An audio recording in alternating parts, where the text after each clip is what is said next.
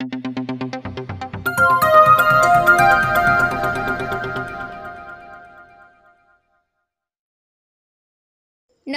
Bharat news 7 मध्ये आपल्या सर्वांचं स्वागत.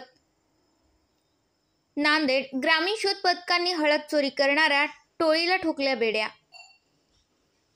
हळदीची 33% किंमत 1,50,000 रुपये व एक अशोक लीलँड कंपनीचे वाहन क्रमांक MH26CH0139 किंमत 5 लाख रुपये असा एकूण 6,50,000 रुपये मुद्देमाल जप्त. ही कार्यवाही अविनाश कुमार पोलीस अधीक्षक नांदेड यांच्या आदेशानुसार पोलीस स्टेशन नांदेड ग्रामीणचे पोलीस निरीक्षक ओमकांत चिंचोलीकर यांच्या मार्गदर्शनाखाली गुन्हा शोध पथकाचे पोलीस उपनीत ज्ञानेश्वर मठवाड व सोबत पथकातील अंमलदार हे दिनांक 10 ऑक्टोबर 2025 वेळ 12:27 पेट्रोलिंग करत असताना त्यांना गोपनीय माहिती मिळाली की आरोपी बालाजी किशन गळपडे राहणार बाबुळगाव, विनोद मधुकर कांबळे, गजानन कसरू पवार हे चोरीच्या हळदीने भरलेला असलेला वाहन विकणाऱ्याच्या आदेशाने गोपाळ चावडी रोडवर थांबले अशी माहिती अंमलदार यांना मिळताच